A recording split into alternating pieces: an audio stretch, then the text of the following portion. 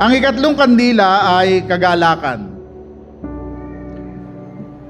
Sa teksto na ibinigay sa atin ngayon ng ating leksyonary, ito ay isang pagtatagpo kung saan si Juan Bautista ay tumapang na, lumabas na. Kasi sa ibang account, mapapansin ninyo, ang description kay John the Baptist ay nasa ilang, so ibig sabihin nasa sabana, hindi matao yon, liblib na lugar yon. Ang pagkain niya ay balang, wild, balang at pulot pukyutan. Yun ang kanyang pagkain.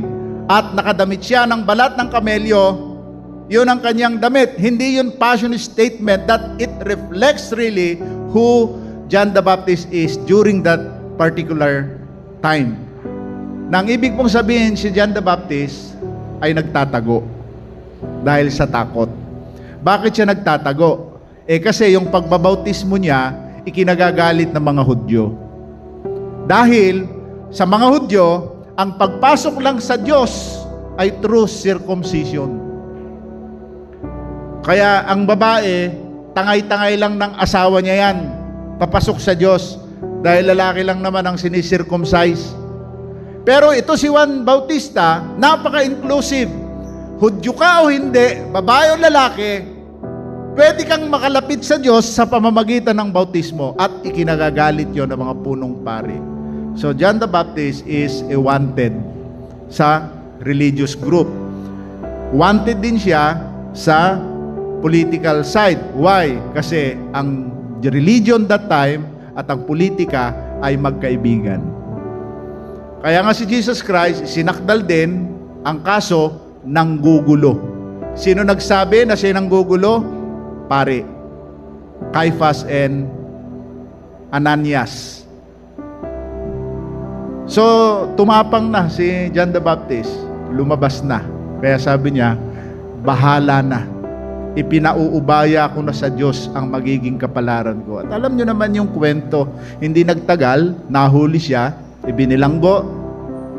Sa isang party-party, nalasing si Herodes, nagandahan sa sa sayaw ng kanyang pamangkin, kasi yun ay hindi niya anak yun ng kanyang kapatid, na kinuha niya yung asawa ng kanyang kapatid, si Herodias. At nung malasing, sabi niya, ang galing mo nang mag-belly dancing, anak ah. Opo tito, natutunan ko po sa nanay. O sige ka, dahil nasihan ako at nasihan yung mga bisita natin, humiling ka, kahit na anong gusto mo, bibigay ko. Lasing na. Ang sabi ng hari, hindi mababali. Sabi ng bata, Nay, tinatanong ako ni Tito Hari, ano daw ang hihilingin ko kasi nasiyahan siya sa performance ko. Anak, ito na pagkakataon. Hingin mo ang ulo ni John the Baptist. Kaya pinugutan si John the Baptist, inilagay pa sa plato. So, yun ang wakas ni John the Baptist. Kaya, nasa ilang, nagtatago. Kaya pulot-pukyudan ng pagkain kasi hindi siya makabili sa palengke. Sa wild, kumukuha ng pagkain. So, ganun yung unawain ng Biblia. Hindi lang basta siya isinulat, meron siyang partikular na mundo, meron siyang kwento. Ang kwento sa Biblia ay may iba pang kwento. So, in this case, lumabas na siya. Hindi na siya pinupuntahan ng mga tao sa pinagtataguan niya. Sabi ng mga archaeologists, may nahukay na isang lugar sa gawing Galilea, mayroong pool na maliit sa isang kuweba. Pinaniniwalaan na doon nagtago si John the Baptist doon, at secretly, yung mga gustong magpabautismo at makapasok sa Diyos, sa kaharian ng Diyos, ay secretly din nagpupunta ron at doon niya binabautismuhan. Kaya mayroong pool doon sa isang kuweba doon, man-made pool. So in this case, lumantad na siya at napakatapang ng kanyang statement to the point na kahit ang mga sundalo na very abusive sa panahong yon ay kinonfront niya. Sabi niya, kami, ano gagawin namin? Huwag kayong mangikil. Huwag kayong nagnanakaw ng pera. Masya na kayo sa sweldo nyo. O pagka ikaw, pangkaraniwang tao, tapos ginanon mo ang mukha ng isang makapangyarihan at abusado, hindi ba nakakatakot yon? Hindi ba mapanganib yon? Mapanganib yon. Kaya nga siya hinuli. Then, itong mga religious people, nung magbautismo siya, Dahil bago, mukhang sumasakay din ang mga tao. Pero si John the Baptist, hindi siya kumbinsido na itong mga taong ito ay sincere sa kanilang mga ginagawa. Kaya ang sabi niya, sa halip na i-appreciate niya yung mga tao, very good nagising kayo sa katotohanan na. No, and that is not the case. Ang sabi ni John the Baptist, mga ulupong, sino ang nagsabi sa inyo na kayo'y magsiparito ngayon? Sabi niya, huwag niyong ipangahas na kayo'y lahi ni Abraham. Huwag niyo ipangahas na ang inyong ugat ay si Abraham sapagkat ang palakol ay nakaambana sa ugat ng punong kahoy. Anong ibig sabihin ng mga matatalinhagang salita na ito? Ang ibig sabihin po nito mga kapatid, it's over.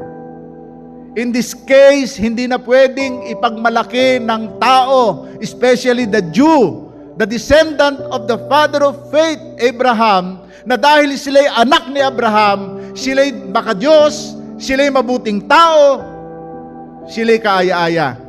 It's a big no. Hindi na pwede. So, the message of this statement of John the Baptizer is emphasizing that it should be the fruit and not the roots. Kung minsan, masyado tayong believe sa ating mga sinasabi, and that is our statement, pero nakakalimutan natin, yun bang statement na yon ay nag-i-equal sa ating behavior? Halimbawa, sinabi mo, pare, hindi naman sa pagtataas ng sariling bangko, ako tumulong dyan eh. So that is your statement, pero ano ba sinasabi ng mga salitang yon? Gusto mo ba akong kumbinsihin na napakabuti mong tao? Gusto mo ba akong kumbinsihin na ikaw ay makadiyos? Pero ang tanong, yun ba ang tamang bunga ng sinasabi mong iyong foundation? Kung minsan, madalas nating sinasabi na, kinakanta pa nga natunuhan pa ako ay ligtas na, ikaw ay ligtas na, tayong lahat ay ligtas na. Pinalitan pa, ginawa, ako ay born again, ikaw ay born again, tayong lahat ay born again. Dagdagan mo pa, ako ay nagtatides, ikaw ay nagtatides. Dagdagan mo pa, ako ay hindi late, ikaw ay hindi late, on time tayong lahat dumating. Beware of our statements. Kasi baka hindi siya nagko-connive o hindi siya nag-i-equal sa ating mga ginagawa. Ito lamang ang warning na sinasabi ni John the Baptist. Medyo insulting kasi insulting yung action ng mga tao. So tinatapatan lang niya yung arrogance ng mga tao by expressing words which is also in line with those act. Masakit, pero sa ngayon, hindi na tayo ang kausap ni John the Baptizer, pero ano ba ang ibig sabihin nito ngayon? Kumusta ang iyong roots? Yung roots mo ba ay nagpapatunay ng iyong mga magagandang bunga ngayon? 10 years ka nang nandito. 20 years ka nang sumasamba at mananampalataya. How is your fruits? Nag-ugat ka ba ng maganda?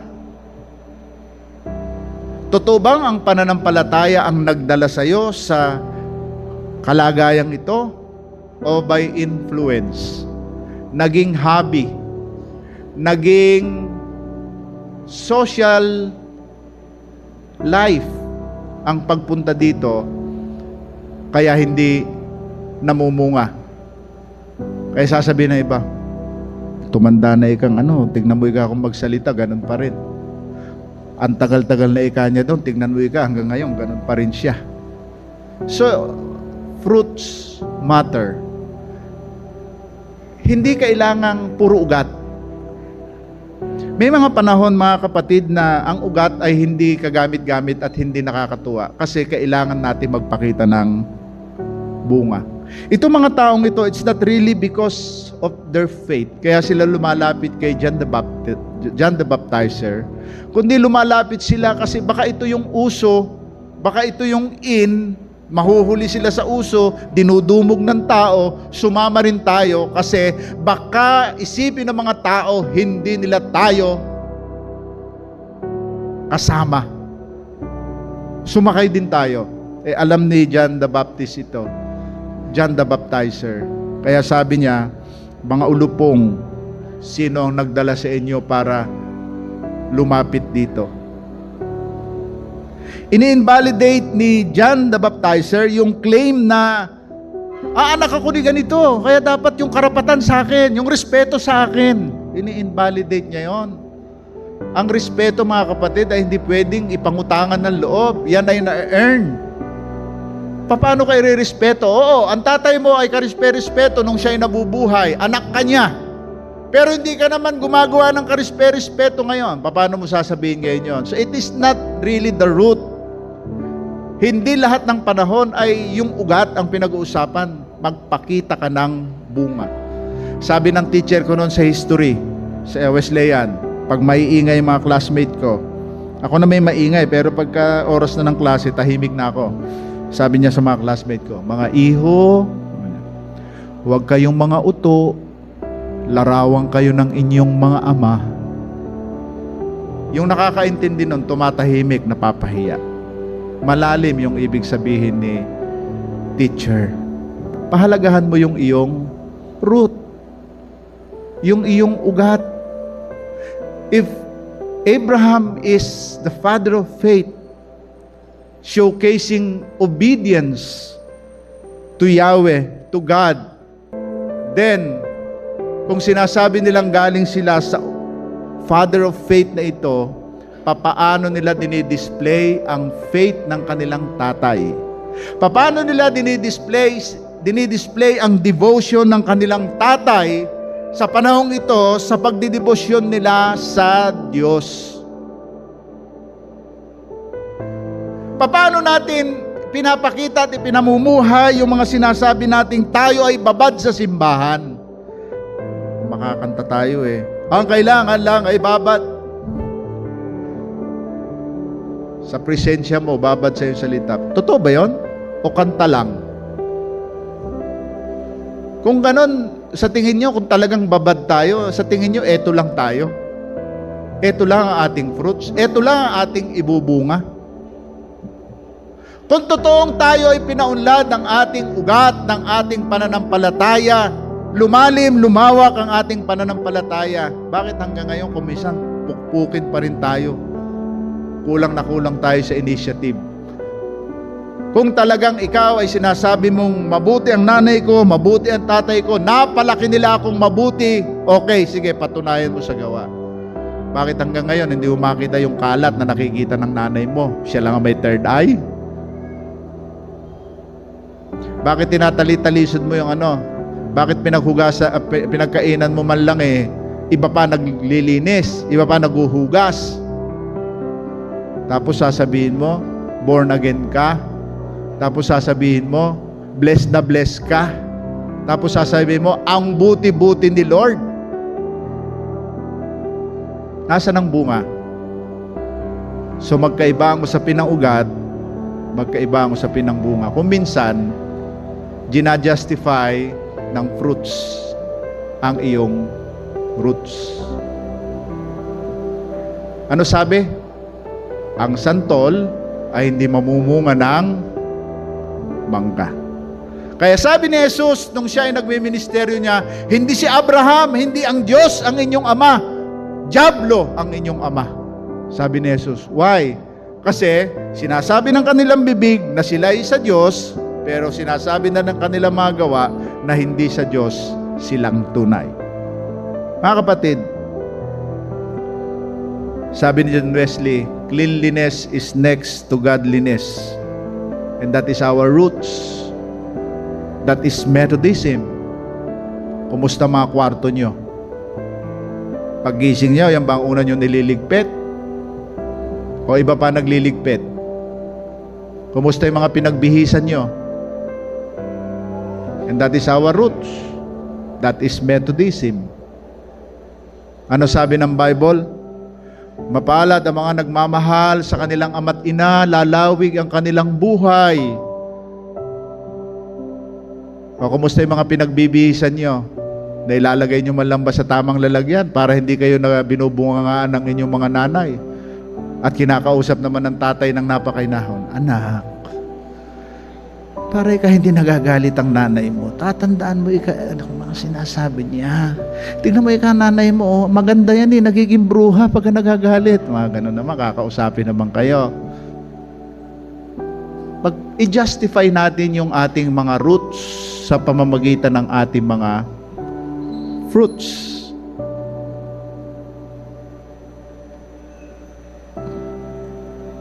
Noong minsan kinausap ko si Soren, grade 6 yata. Kasi ako, naniniwala ako yung mga naging anak namin ni Mia, matatalino yan. Kasi matalino yung nanay nila eh. Isa sa mga pruweba ko na matalino yung nanay nila, napili ako eh. Kundi ba naman matalino yan eh. Hindi pa naman ako mapipili niya. Pare, matalino rin si Chat. Kinausap ko si Soren, sabi ko, anak, halika lang. Kinalong ko. Anak, sabi ko, makinig kang mabuti. Pakiramdam ko, anak medyo tumatanda na ako. Yung kakayanan kong kumita, anak, at mag-produce ng pangailangan natin, napapansin ko, lumiliit kasi kakaedad. Yung dati kong kayang gawin nun physically, hindi ko na magawa ngayon. Kaya pakiusap ko sa kanya, pwede ba anak, yung mga kinikita ko, pag ibinigay ko sa iyo para gamitin mo, huwag mo sasayangin. Gamitin mo sa tama. Kasi, baka dumating yung punto, magpabaya ka, madelay ka ng 2 taon, 2 taon na lang, hindi ko na rin kaya, paano ka na? Something like that. Pahalagahan natin yung mga ugat. Pahalagahan natin yung mga puhunan na ibinibigay sa atin ng ating mga ninuno. Meron ako isang nakausap, hindi naman dito, sa ibang church. Galing ako sa munisipyo, na-schedule akong Bible study doon. Merong isang miyembro doon, sabi niya, Pastor, musta? Nandito ka pala. Dito ako nagtatrabaho eh. Pastor, akalain mo ba naman kinausap ba naman ako ng mga taga-ibang church? Hindi ko nababanggitin ko sa ang church, sabi niya. Tapos, ang sabi ba naman ba't ikaw wala kang dalang Bible? Ano sagot mo? Sagot ko, Pastor, kami po hindi na po basta hindi man laging nagdadala ng Bible kasi po ang Bible ay ipinamumuhay na namin. Hindi lang namin dinadala. Pinamumuhay. Ang ganda ng sagot niya, di ba? Kahanga-hanga, no? Kaya gusto kong pitikin yung tenga kasi hindi naman nagsisimba. By tradition, nung muling mabuhay si Jesus, sinamba siya ng mga tao linggo ng madaling araw. Linggo ng madaling araw. Kaya linggo tayo sumasamba. Nasa Bible yun eh. Tapos, hindi na lang daw binabasa yung Bible. Ipinamumuhay daw. Sabi ko, hindi kaya niya nabasa yun. Kailangan merong showcase na nakaka-convince. Pag sinabi natin, ako'y mananampalataya, ano ang bunga niyan? Ano ang bunga niyan? Ano ang pagkakaiba natin sa hindi? Kailangan natin i-justify ang ating mga ugat sa pamamagitan ng ating mga magagandang bunga. Sapagkat ang bunga ang magpapatunay kung ano yung ugat, kung ano yung puno. Kaya nga hindi raw mamumunga ng santol ang mangga. Kahit anong kumbinsi ng tao na siya ay mangga, kung ang ibinubunga niya ay santol, napakahirap ipangumbinsi nun.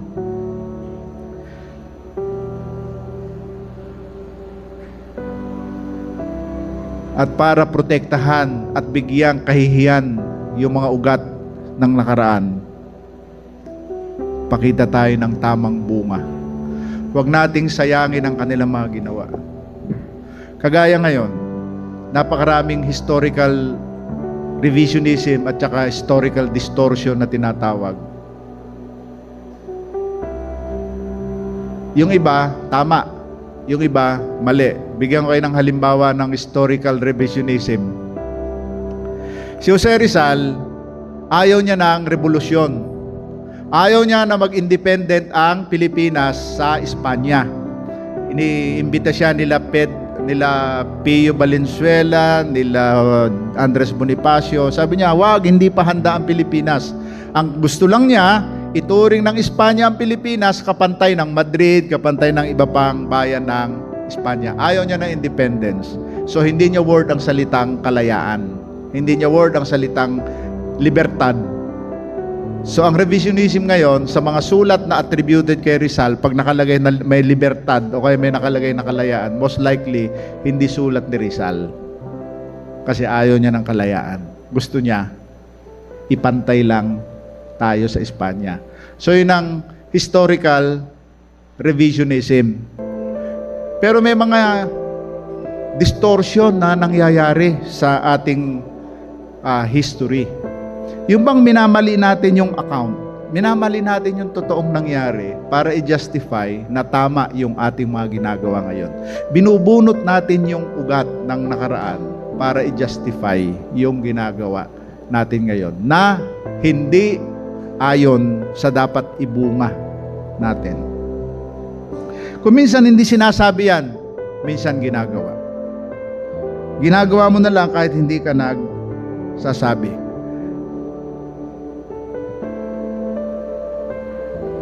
Nagtanong ang mga tao, naunawaan ang ibig sabihin ni Juan Bautista. Sino ang nagdala sa inyo rito? Nakaambana ang palakol. And that is indirect submission. That is indirect clearance. Yung naunawaan nila, nasaktan ng loob nila, pero ganun pa man, nandun na sila, nagtanong pa rin sila. O kung sinasabi mong mali itong ginagawa namin, ano dapat namin gawin? Parang ganun yun, kung nandun tayo at baka ganun ang dialogue. Ang sabi ni Juan, sabi niya dun sa, huwag kayong maningil ng sobra. Huwag kayong mangikil. So, anong ibig sabihin? Biruin mo, sinasabi mong ama mo si Abraham, pero nangingikil ka.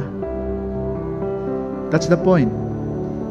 Sinasabi mong ama mo si Abraham, pero nandadaya ka. Anong konteksto natin ngayon? Sinasabi mong ikaw ay makakristo, Panginoon mo si Jesus, pero nandadaya ka. Nanlalamang ka. Inaabuso mo ang iyong kapangyarihan. Porke mas matapang ka kaysa sa iba, kinakaya-kaya mo ang ibang tao.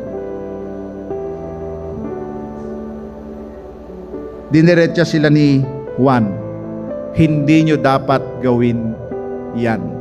Kaya most likely kung 10 yung sinabihan huwag kayo mandaya, baka yung 5 tinablan, yung 5 nagalit. Kung sinabi niya doon sa mga sundalo, huwag kayong magpaparatang, basihan na kayo sa sweldo nyo, baka yung 200 sundalo tinablan, yung 600 na inis kay Juan. So ganun ang pwedeng mangyari doon. Mga kapatid, ang ikatlong kandila ay joy. Ano ba pinag-uugatan ng joy na yan? Joyful pa rin ba itong Christmas na ito? Nanood ako ng balita nung nakaraan sa survey na ginawa ng isang field reporter. Marami siyang interview, random interview. Ang sabi ng mga tao, hindi na nararamdaman ang Christmas ngayon. Ang tanong ko, tuwing sasabihin ng mga taong yon, ano ba ang root ng iyong Christmas? Ano ba ang root ng joy na sinasabi mong joyful ang Christmas? Sa kanilang pagpapaliwanag, ganito ang kanilang sinasabi. Hindi ko ramdam ang Pasko ngayon kasi hindi ko kasama ang anak ko. Nagtitinda kasi sa Manila, nasa Zamboanga ang kanyang anak. Hindi joyful ang Christmas ko ngayon kasi hindi na siya kasing sagana nung dati.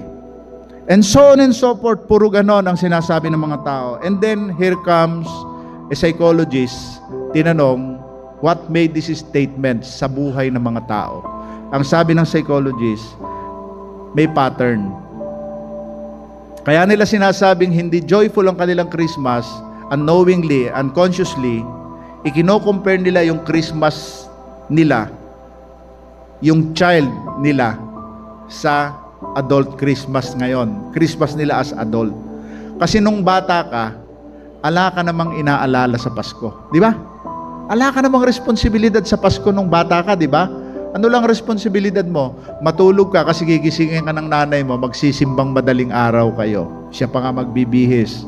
At magugulat ka, napakadaling maging masaya kasi tuturuan ka lang ng nanay mo na abutin ang kamay ng kahit na sinong matanda, igaganon mo sa noo mo, may regalo ka, may 20 ka, may 50 ka.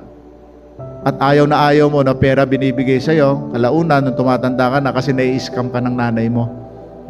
Akin ay kaya na ako magtatago. Hanggang sa hindi nyo na makitang pareho. Pati siya, hindi na rin niya makita. Hindi natin alam kung saan niya itinago. So, ang nangyayari, nami-misplace natin ang meaning ng joy ng Christmas dun sa sitwasyon na isang child na walang responsibilidad at isang adult na marami ng responsibilidad.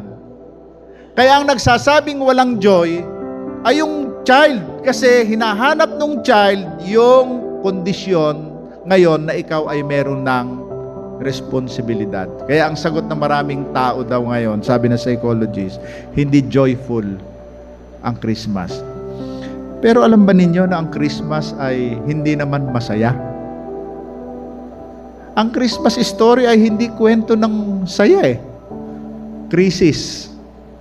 Biruin mo, buntis yung asawa mo, kailangan nyo umuwi. Kabuanan ng asawa mo, kailangan nyo bumiyahe. Tapos mga anak yung asawa mo, walang magpatuloy sa inyo. Tapos dadalawa kayo. Hindi mo alam ang gagawin mo, first time mo na magkakaanak bilang Jose. Wala kang kasamang kumadrona. Wala kang kasamang nakakaalam. Tapos marumi yung lugar. Kaya ang Christmas ay hindi tungkol sa masaganang bagay o mangyari lahat ang gusto mo. Ang Christmas ay kwento ng tatag. Na ang ibig sabihin, kung matatag ka, joyful ka. Dahil ang kagalakan ay para lang sa mga taong matatag. Yung mga taong kayang i-endure ang mga bagay na dumating sa kanya na hindi niya inaasahan. Ang kagalakan ay ikatlong mensahe ng pagdatal. Kumusta po ang inyong kagalakan? Nandyan pa ba? O napalitan na po ng stress? Dahil napakarami niyong responsibilidad ngayon at isa na kayo sa nagsasabing hindi na masaya ang Pasko. Pero hindi kaya nagkakamali kayo sapagkat hindi naman doon nakaugat ang tunay na kasiyahan. Sino rito ang pumasok dito sa church na walang problema? Yung walang problema. Sorry, wala kang problema. O, taas mo kamay mo.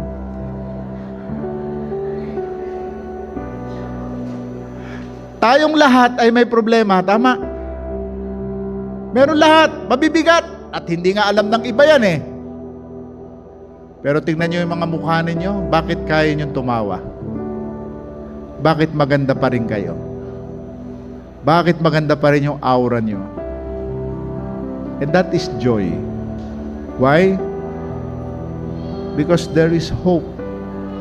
Alam natin na ang mga pinagdadaanan natin na ito ay matatapos. Maiiba. Bilog ang mundo. Ang Kapaskuhan ay nangangako ng kagalakan sa lahat. Katunayan, ang awit ng mga anghel, "Joy to the world, the Lord is come."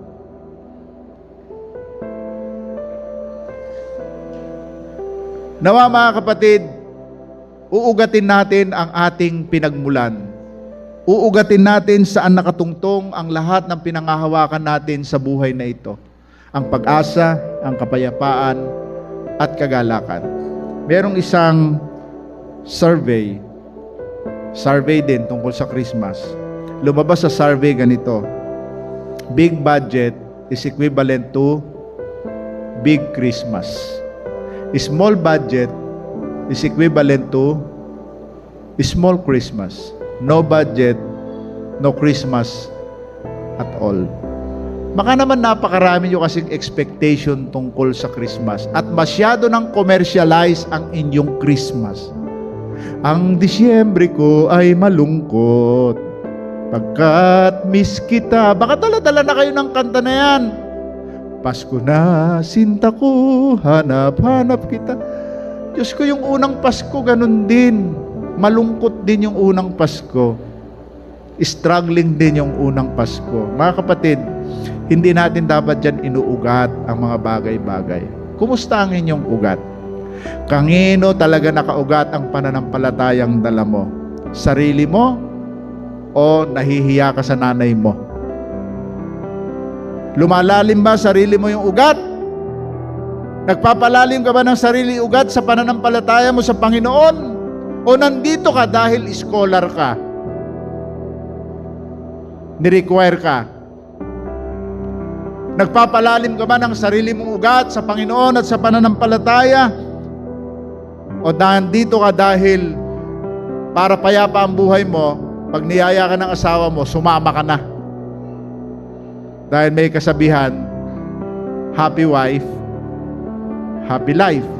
Sige na nga ika, sige na, sasama na. Ganun ba? Mga kapatid, yung ating mga ginagawa ngayon, we can deny the fact that the fruits that we are showing ay pwedeng maging sukatan ng ugat na mayroon tayo. Kung hanggang ngayon ay hindi mo kayang gawin yung mga traditions ng faith traditions. Kung hanggang ngayon ay hindi mo kayang gawin yung mga values of faith na paulit-ulit na sinasabi ng pastor at paulit-ulit mong naririnig, kumustahin mo ang iyong ugat. Tanungin mo ang iyong sarili, Panginoon, meron nga ba akong sariling ugat nakakonect sa'yo o ako'y sabit lang? Tingnan mo ang iyong sarili, bakit yung iba nagagawa nila ang ganitong uri ng paglilingkod? Bakit ikaw hindi mo kaya? Bakit busy ka at busy siya, nagagawa pa rin niya maglingkod? Bakit ikaw hindi mo kaya? Bakit productive siya, ikaw hindi ka productive? Baka kailangang tingnan natin ang ating mga ugat.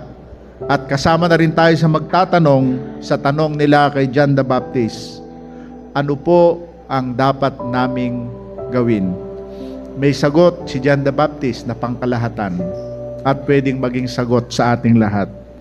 Kung meron kang 2 damit, ibigay mo yung isa sa wala. Kung meron kang konting pagkain, hatiin mo at ibigay mo sa wala. Ito ang mga prutas, ito ang mga bunga na dapat magpatunay na tayo ay makakristo, sapagkat si Kristo ay nagbigay at siya'y nagalak. Si Kristo ay tumawag ng mga taong matutong magbigay at sila ay nagalak. Dahil may kagalakan sa pagbibigay. Nung ibigay ni Kristo ang kanyang sarili sa daigdig, joy to the world.